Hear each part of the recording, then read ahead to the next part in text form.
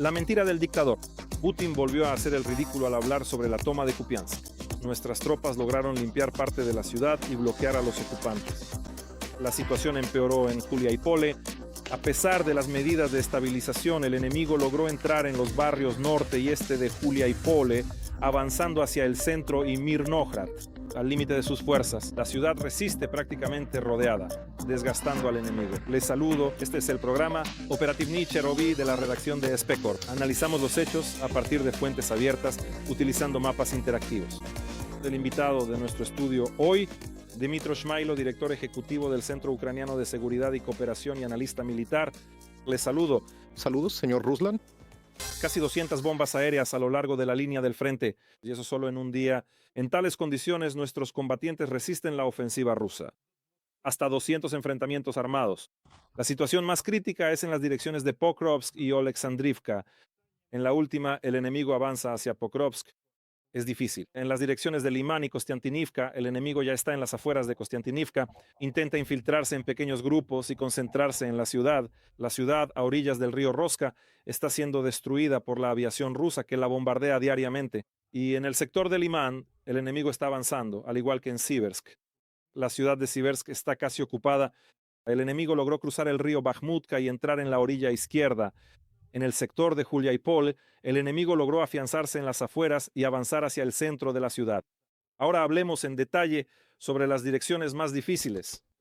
El código QR que ven ahora en sus pantallas es el centro de reclutamiento de la Brigada Presidencial Separada que lleva el nombre de Bohdan Khmelnytsky. Es precisamente esta brigada la que protege el cielo sobre la capital. Sus combatientes derriban drones Shahed y misiles. La brigada cuenta con varias vacantes, tanto de combate como no combativas, así que únanse a ellos para defender la patria. Escaneen el código QR.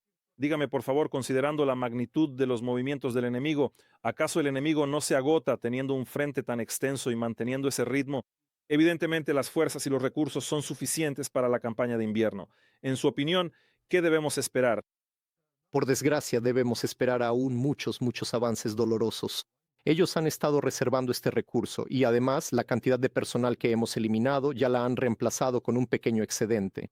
Unos 5 a 9 mil, eso es lo que dijeron directamente los oficiales del Estado Mayor General.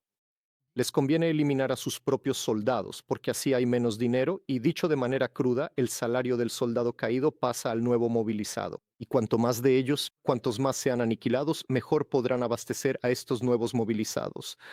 Por eso, lamentablemente, aún habrá muchas pérdidas dolorosas. El avance es evidente que para los rusos Pokrovsk y Smirnograd son cuestiones muy fundamentales. La cuestión de la pérdida de Kupiansk les ha afectado y ahora van a pensar si ampliar la zona de seguridad en la frontera o intentar recuperar esas posiciones. Es decir, la principal tarea de los rusos es crear la imagen de una ofensiva a gran escala como esta.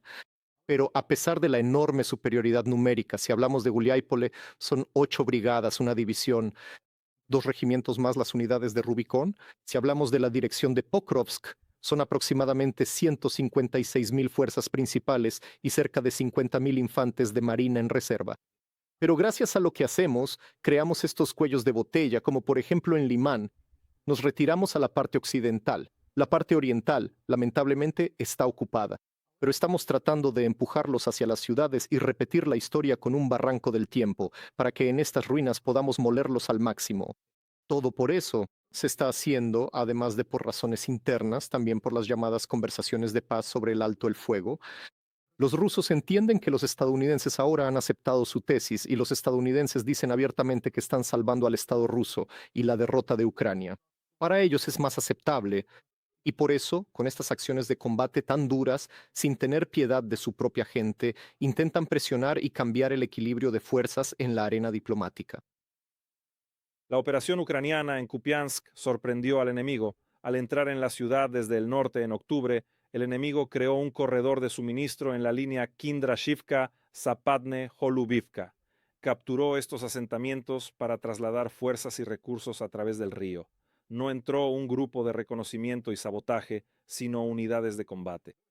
De la 27ª Brigada Motorizada, del 6º Ejército General, si miramos en el mapa, podemos ver las direcciones de los ataques y las rutas de movimiento de las tropas de ocupación cuando entraron en Kupiansk. En particular, a través de Kindrashivka y Radkivka, tenían un pequeño corredor en su punto más ancho. Este corredor tenía unos 4 kilómetros de ancho, y fue a través de este corredor que se realizó todo el abastecimiento de las tropas que entraban en la ciudad de Kupiansk, consolidándose en la parte norte y en el centro. Así que en noviembre se formó un grupo de ataque de búsqueda de las fuerzas ucranianas. De Kartilla, la 92 Brigada, el 475 Regimiento de Asalto, así como el 425 Skelia. La misión: debían hacer retroceder al enemigo hasta el río Oskil, por eso comenzó la operación. En la zona de Kindrashivka y Radkivka comprendimos claramente que teníamos que cortar este corredor para bloquear a los militares de la Federación Rusa que intentaban pasar e infiltrarse en las formaciones de batalla. Kupianskaya. Después de haber despejado Radkivka y Mirne, las fuerzas de defensa, si miras los mapas es azul, las fuerzas de defensa comenzaron a retroceder. Los ocupantes de Kupiansk comenzaron a ser barridos dentro de la ciudad. Comenzaron a avanzar desde el distrito norte, limpiando casa por casa y dirigiéndose hacia el centro de la ciudad, donde aún se concentraban militares de la Federación Rusa. Ahora, según la información del Estado Mayor, en Kupiansk permanece solo una pequeña parte de los militares rusos. Se concentraron en las partes norte y en cierta medida sur. La operación aún no ha terminado, así lo afirman los propios militares. ¿Pero qué demostró esto? Esto demostró que se asestó un golpe a la imagen de Putin, quien invitaba a periodistas y hablaba de un gran número de batallones rodeados en Kupiansk.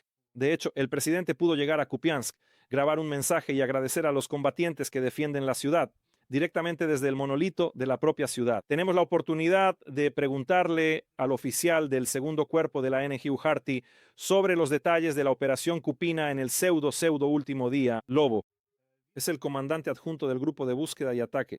Saludos. Saludos, Estudio Shkanuna. Saludos, espectadoras. Les recuerdo la colecta para los militares de Harty que ahora están trabajando en Kupiansk. El código QR lo pueden ver en su pantalla. Estos chicos están recaudando para equipamiento de drones y para guerra electrónica. Únanse, cada grivna es importante. Volviendo a las preguntas, por favor, dígame, ¿qué tan importante fue mantener en secreto la planificación de la operación? ¿Cómo lo lograron teniendo tantas unidades? Normalmente, en algún momento, algo se filtra y esa información termina saliendo a algún lado. El secreto en la planificación y ejecución de nuestra operación fue uno de los factores clave de nuestro éxito. Este régimen fue planeado desde el mismo inicio de la operación. En realidad, participaron muchísimas unidades diferentes, pero llevamos a cabo todo un conjunto de medidas para engañar al enemigo. Así que al final resultó que, de hecho, hasta el momento del anuncio oficial de la operación y su publicación, el propio mensaje en video del presidente, el alto mando político-militar de la Federación Rusa no tenía en absoluto conciencia de lo que estaba ocurriendo en la dirección de Kupiansk. En realidad, en los niveles inferiores, por supuesto, había un poco más de comprensión, es decir, incluso allí se cambiaban los comandantes, en algunas unidades del ejército ruso debido a los fracasos en esta dirección.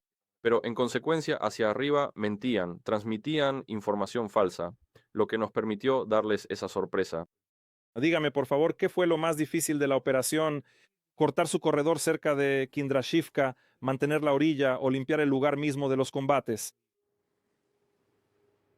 En realidad, no hubo páginas fáciles en esta operación. Todo fue complicado. De nuevo, coordinar la interacción, unir todas las unidades bajo una sola planificación, que en general era la idea principal de nuestro grupo de búsqueda y ataque. Controlar todas estas acciones, dirigir todo esto. En cuanto a lo que fue difícil en el campo de batalla, por supuesto, comenzamos todas nuestras acciones tomando el control del conducto por el que los rusos realizaban la logística y el suministro de personal, medicamentos, alimentos, armas y municiones. Ellos creaban regularmente nuevos agujeros en ese conducto, intentaban salir desde nuevas zonas. Nosotros lo detectábamos a tiempo, principalmente con la ayuda de drones, y destruíamos al enemigo. Por supuesto, tampoco son fáciles los combates dentro de la ciudad. Los combates urbanos son, en general, uno de los tipos de combate más difíciles. Porque el enemigo que ya ha entrado en la ciudad tiene delante de sí un montón de refugios y de hecho va pasando de un refugio a otro, de un edificio a un sótano y del sótano a un edificio. Se mueve en intervalos de tiempo bastante cortos, por eso es difícil atraparlo en ese momento y alcanzarlo directamente con drones o artillería. Por eso ahora estamos revisando literalmente cada metro cuadrado de la ciudad, para no dejar pasar a nadie del personal enemigo. Dígame, por favor, continuando con esta pregunta, en la situación actual de la ciudad, ¿logran encontrar a este enemigo en la cantidad de la que se hablaba? ¿Se rinde el enemigo o sigue luchando hasta el final? Actualmente, la situación en la ciudad está completamente controlada por las fuerzas de defensa, en particular por nuestro grupo y nuestros aliados. El enemigo se rinde y se entrega como prisionero, porque en principio, rendirse es el único camino que le queda, la única forma en que puede salir de esta situación en la que se encuentra en la ciudad. Actualmente, el grupo enemigo en la ciudad cuenta con unos 200 militares y esta cifra disminuye cada día. Avanzamos, detectamos al enemigo, lo eliminamos, por eso su situación no es nada buena. Muchas gracias por los detalles de esto. Sobre los detalles de la operación de Kupiansk, tuvimos la oportunidad de preguntar al oficial del segundo cuerpo de la Guardia Nacional de Ucrania, Hartin, alias Bok. Él es el subcomandante del grupo de búsqueda y ataque. Les recuerdo la colecta para los militares de Harty que actualmente están operando en Kupiansk. El código QR lo pueden ver en su pantalla para la compra de equipos para drones y repuestos para la guerra electrónica. Unance. Mitro, por favor, díganos, considerando la situación que se ha dado ahora en Kupiansk, ¿cuáles serían las consecuencias para el enemigo de perder Kupiansk? Es decir, ¿son más internas, externas? ¿Cómo podría esto reflejarse en la política internacional y en la propia Federación Rusa? Porque ahora Moscú va a buscar excusas, ya está inventando diferentes historias sobre si estuvo o no, si el presidente estuvo o no en Kupiansk. Definitivamente, si hablamos de la situación sobre el terreno, como les gusta decir a nuestros socios occidentales, recordemos que su objetivo principal era tomar Kupiansk y avanzar hacia el sur hasta Kupiansk-Buzlovyi, porque Kupiansk-Buzlovyi en el año 22 fue una de sus grandes bases logísticas, cuando se trasladaba directamente por ferrocarril desde Rusia el personal, el equipo y las municiones. Y de esta manera querían, hablando en términos generales, presionar también desde el norte hacia Donetsk, empujando desde el norte hacia ese mismo Sviatohirsk, y así formar esas grandes pinzas. Ahora, después de esto, en realidad tienen varias opciones. O bien serán trasladados al territorio de Rusia porque quieren trazar esa franja roja, una parodia de una zona sanitaria entre Vovchansk y de hecho Kupiansk, o los trasladarán a otras direcciones porque en la misma dirección de Pokrovsk y Julia y Pole hay fuerzas enormes, pero aún así de vez en cuando se agotan, o intentarán recuperar todas esas posiciones que han perdido para luego justificar que fue una especie de retirada táctica, operativa táctica. En cuanto a la situación internacional, nuestros socios europeos lo ven, lo toman como un argumento, pero los Estados Unidos de América ahora han adoptado una posición, por decirlo de manera simple, que representa Vitkov, ese ala prorrusa. Tienen un gran plan, un gran acuerdo que es restaurar la Federación Rusa, la están salvando y lo dicen abiertamente, sin importar todo el daño político. ¿Y qué significa esto para nosotros? Todos dicen que tenemos muchísimos problemas en el ejército y que podríamos desmoronarnos porque hay problemas con la movilización, problemas con la gente, problemas con la llegada de armas y municiones. Pero si los estadounidenses han empezado a actuar así, significa que los rusos tienen problemas similares. Y los estadounidenses, para ellos es más aceptable nuestra derrota que el colapso del Estado ruso, porque en principio no tienen una visión clara de qué hacer con ese territorio. Por eso ahora estamos bajo una gran presión, lamentablemente. Ellos tienen muchos aliados, estructuras en Ucrania que recibieron dinero estadounidense y trabajan para eso. Algunos medios también trabajan para eso y vemos hacia dónde se dirige todo esto. 3 o 4 años necesitamos esa congelación, nos vendría bien. Y según el plan, en esos 3 a 4 años los rusos se recuperan, los lazos económicos con Estados Unidos se restablecen. En cuestiones del sector nuclear y del sector espacial, esa cooperación en realidad nunca se detuvo. Bueno, y a nosotros poco a poco nos irán cerrando el grifo de la ayuda para no escalar la situación con Moscú, para que, Dios no lo quiera, no fabriquemos drones y no los usemos durante la tregua. El siguiente paso. Los estadounidenses ante una Europa aterrorizada dicen compren nuestras armas, no tienen opciones, vean lo que le pasó a Ucrania. Rusia se recupera y nosotros en consecuencia nos retiramos completamente de este escenario. Los europeos pagan con nuestra sangre por esta guerra. ¿Cuánto tienen de presupuesto? 100, 200 veces más. ¿Cómo es posible, en términos globales, que tengamos menos dinero para la guerra que los rusos? Ellos simplemente observan cómo nos desgastamos para que quedemos debilitados como resultado de esta guerra, y cuando nos falta algo, simplemente nos tiran unas cuantas monedas.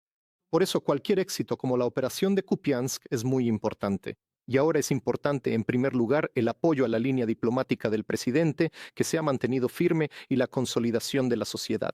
Porque si los estadounidenses se dan cuenta de que este esquema que están promoviendo ahora fracasa, créanme, volverán a replantear todo en el despacho oval y se inventarán otros conceptos. Pero ¿por qué los estadounidenses no reaccionan ahora? Porque sinceramente creen que las fuerzas no son iguales y que podrán doblegarnos. Por eso guardan silencio, pero cuanto más tengamos estas pausas, más rápido avanzaremos. Este retroceso, como el que hicimos prácticamente desde la llegada de la administración Trump al poder. A pesar de las demostraciones de los trapos rusos en Pokrovsk, el enemigo no logra tomar completamente la ciudad. Los combates continúan en las partes noroeste y noreste. En el centro, en el este y en el sur de la ciudad, el enemigo ha concentrado sus unidades de la segunda y 41ª ejércitos combinados. En total, en este sector el enemigo cuenta con más de 150.000 efectivos. El mapa de las operaciones de combate en Pokrovsk se ve de la siguiente manera. El enemigo se mueve hacia el norte desde la carretera 0504. Vemos aquí la zona gris. Se mueve hacia el norte, también avanza hacia el noroeste en dirección a Hrishain y también se dirige hacia Rivne y Rodenske. Esto lo hace el enemigo con fuerzas del segundo ejército combinado. Intenta avanzar para encontrarse con sus unidades que están concentradas en Rodenske y en Chervony Lyman. Es evidente que el enemigo tiene la intención de bloquear una de las carreteras. Esta es la carretera, aquí está. La 0515 precisamente, a través de la cual de hecho podría haber una salida para nuestras tropas desde la zona de Mirnohrad. Es decir, ahora atacando los suburbios del norte, las calles. Esta es la calle Naberezhna, Svobody y Nevskoho. Si miramos, estas son aproximadamente las calles, así se ven, más o menos así está nuestra defensa. Además, el enemigo avanzando en dirección al centro de servicios, aquí está el centro de servicios. El enemigo quiere llegar a Rivne lo más rápido posible. Ahora se está moviendo a lo largo de la carretera T0504 en dirección a Maer Norad, a ambos lados de esta carretera. Vemos que Rivne y Svitle ya están en la zona gris. Sin embargo, nuestros defensores mantienen estas localidades, ya que Svitle, por ejemplo, al norte de Mirnohrad, contiene el avance. El enemigo desde el norte, que ha concentrado sus esfuerzos desde Chervony y Lyman para, digamos, crear completamente este bolsón en Mirnohrad. Si miramos el mapa un poco más al oeste, vemos que también hay un avance del enemigo en la zona de Kotlin y en la zona de Udachne. En la zona de Kotlin, el enemigo también avanza a lo largo de la vía férrea hacia esta carretera, Pokrovsk-Pavlograd. Intenta llegar lo más al oeste posible a la carretera y cortarla. Parte de sus esfuerzos el enemigo los dirige hacia Hrishain. El video que apareció en internet con equipo quemado de la columna, precisamente de esta carretera en dirección a Hrishin, donde nuestros militares mantienen la defensa. Desde Udachne, el enemigo apunta hacia Molodetske y hacia la zona del asentamiento de Meshova. Así que ha elegido esa dirección por la que se está moviendo. En cuanto a Mirnohrad en sí, a pesar de las declaraciones del Estado Mayor General sobre la ausencia de cerco, según los mapas interactivos, resulta que la ciudad de hecho ya está rodeada. La ciudad resiste ya que se enfrenta a fuerzas enemigas superiores. El enemigo T0504 avanza por la carretera, de nuevo por la ruta económica. Simplemente se ha adentrado en las afueras orientales de la ciudad. También hubo avances desde la zona del asentamiento de Kosatske, también desde Balagana. Todas estas intenciones del enemigo están dirigidas hacia el centro de la ciudad. Ahora, de hecho, el enemigo ya ha logrado llegar. Aquí hay estanques en la ciudad. De hecho, los combates ya se están desarrollando cerca de estos estanques. El adversario quiere llegar al centro central de la ciudad, donde se encuentra el ayuntamiento.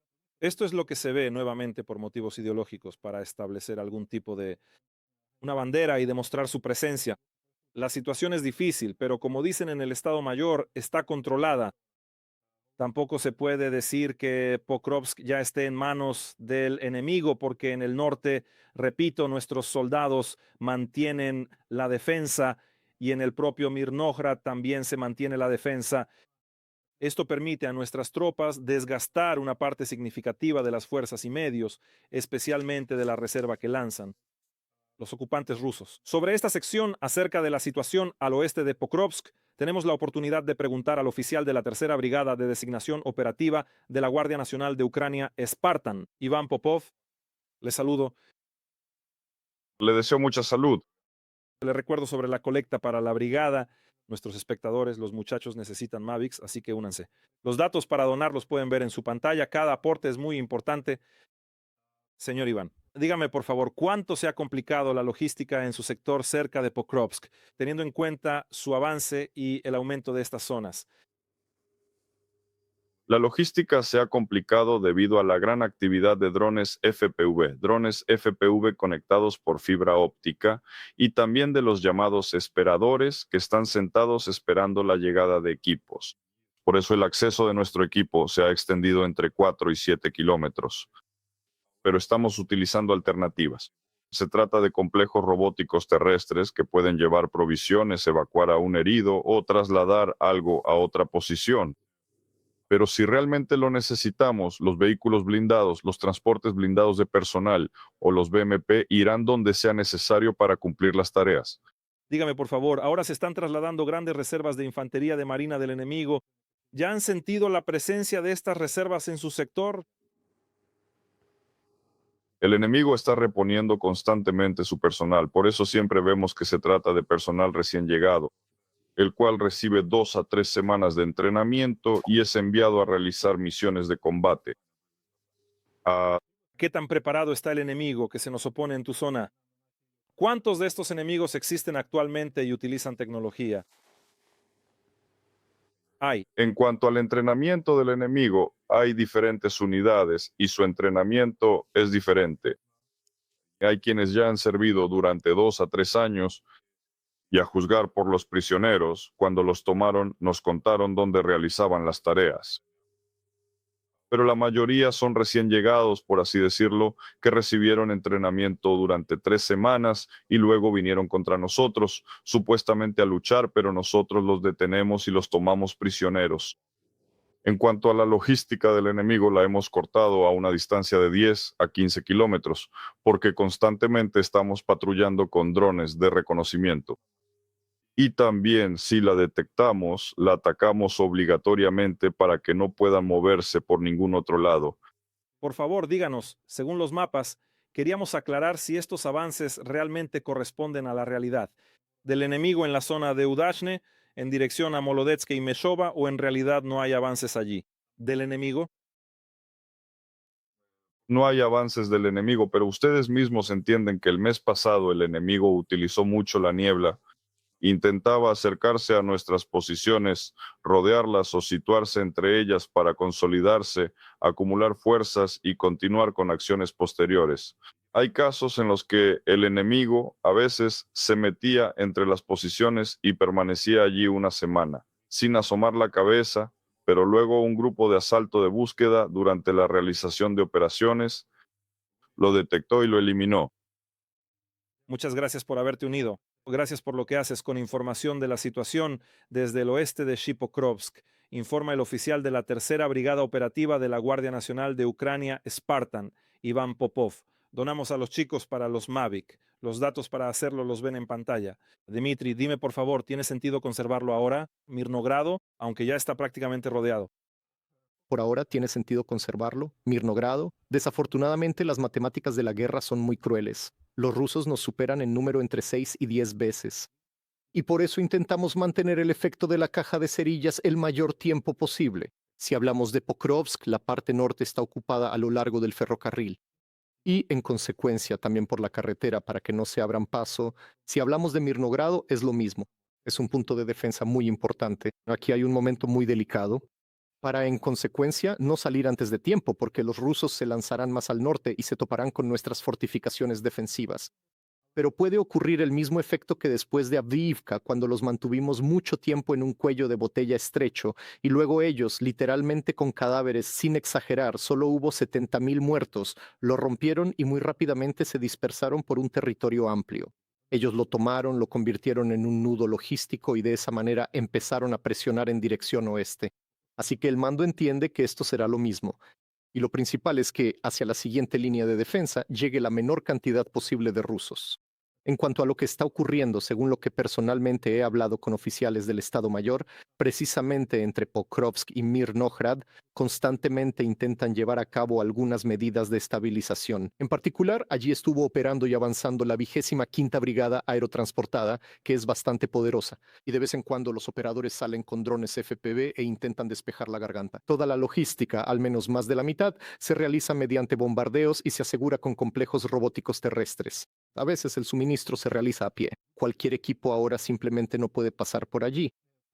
Los rusos tienen una gran ventaja en fibra óptica. Nosotros no tenemos eso. Nuestra ventaja está en los drones bombarderos. Los rusos no han creado nada.